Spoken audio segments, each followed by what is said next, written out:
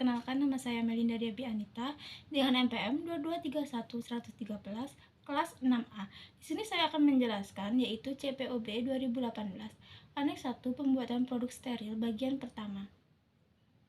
Produk steril adalah bentuk sediaan obat dalam bentuk terbagi-bagi yang bebas dari mikroorganisme hidup, termasuk sediaan steril preparat, sediaan steril parenteral, obat suntik, preparat untuk mata, dan preparat irigasi, misalnya infus. Penggunaan tidak melalui garis pertahanan tubuh manusia, yaitu membran kulit dan mukosa. Maka sediaan ini harus bebas dari kontaminasi mikroba dan dari bahan-bahan toksisitas lainnya.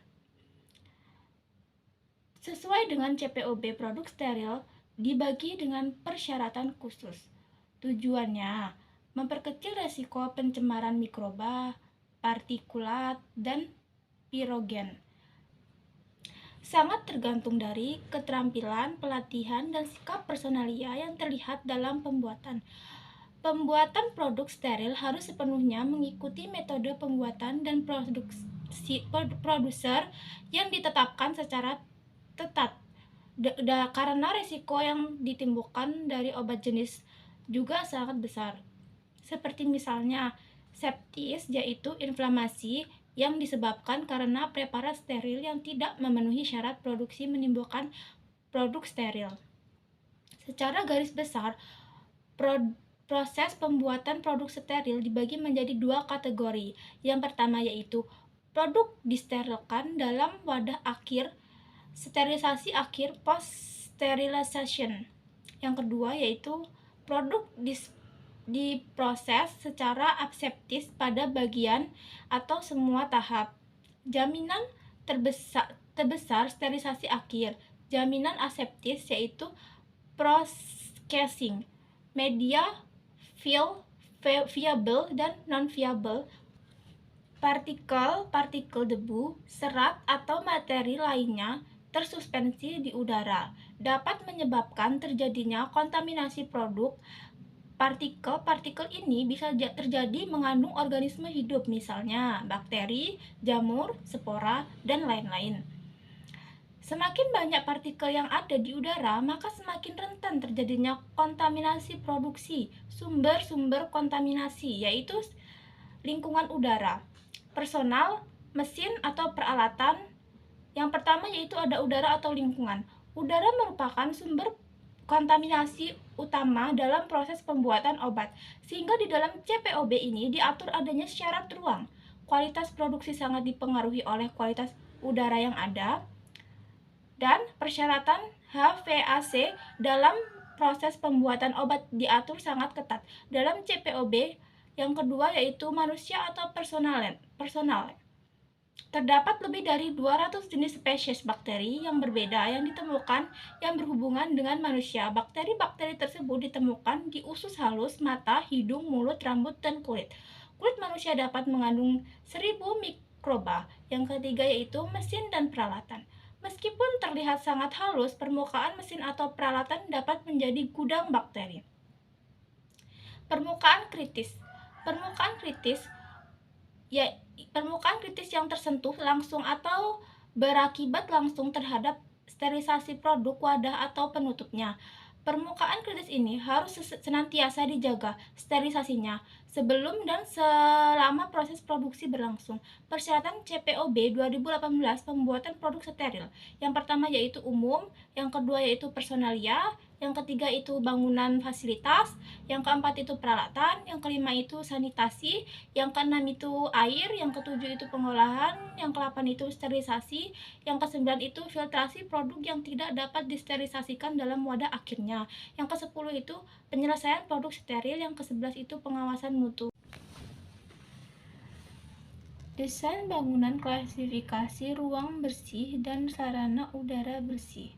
Area bersih untuk pembuatan produk steril digolongkan berdasarkan karakteristik lingkungan yang dipersyaratkan. Tiap kegiatan pembuatan membutuhkan tingkat kebersihan ruang yang sesuai dalam keadaan operasional. Untuk meminimalisirkan risiko kontaminasi oleh partikulat dan mikroba pada produk atau bahan yang ditangani. Kondisi opsional dan non-opsional hendaklah ditetapkan untuk tiap ruang bersih pada pembuatan produk steril. Dibedakan menjadi 4 kelas kebersihan.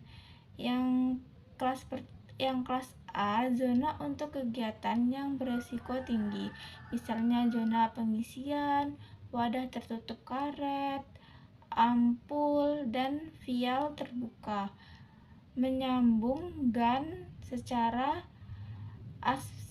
aseptis. Umumnya kondisi ini dicapai dengan memasang unit aliran udara laminar airflow di tempat kerja. Sistem udara laminar hendaklah mengalirkan udara dengan kecepatan merata berkisaran 0,36 sampai 0,56 mikrometer per detik. Nilai acuan pada posisi kerja dalam ruang bersih terbuka. Keadaan laminar yang selalu terjadi hendaklah dibuktikan dan divalidasi. Aliran udara searah kecepatan lebih rendah dapat digunakan pada isolator tertutup dan kontak bersarung tangan Rationalization Barrier System kelas B untuk pembuatan dan pengisian secara aseptis. Kelas ini adalah lingkungan latar belakang untuk zona kelas A. Kelas C dan D, area bersih untuk melakukan tahapan proses pembuatan yang mengandung risiko lebih rendah, persyaratan ruangan dan bangunan, alur proses, kelengkapan sarana penunjang sarana kebutuhan, alur materi, mengikuti proses produksi, tidak boleh terjadi persimpangan dengan alur personalia. Alur personalia tidak boleh melalui ruang proses. Tidak boleh terjadi persimpangan dengan alur material. Koridor tamu, prinsip desain semua bangunan dan fasilitas hendaklah sedapat memungkinkan didesain untuk mencegah personel yang melakukan pengawasan atau pengendalian masuk bila tidak diperlukan. Area kelas A atau B hendaklah didesain sehingga semua kegiatan dapat diamati dari luar. Konstruksi bangunan. Standar konstruksi bangunan untuk sesuatu ruangan bersih clean room lebih tinggi dari bangunan lain. Bahan konstruksi yang digunakan berbeda dengan yang digunakan untuk ruang lain, antara lain ruang bersih dibangun dengan struktur kedap udara. Permukaan ruang bagian dalam harus licin, mudah dibersihkan dan disanitasi. Dikonstruksi bangunan.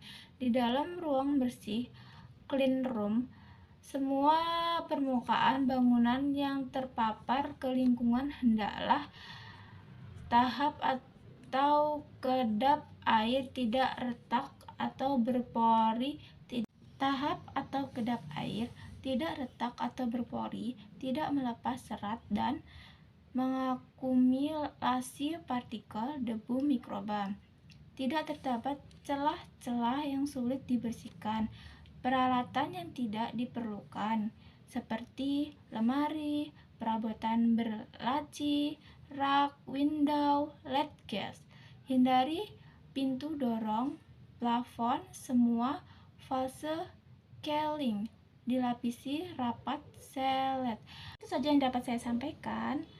Dadah, bye-bye.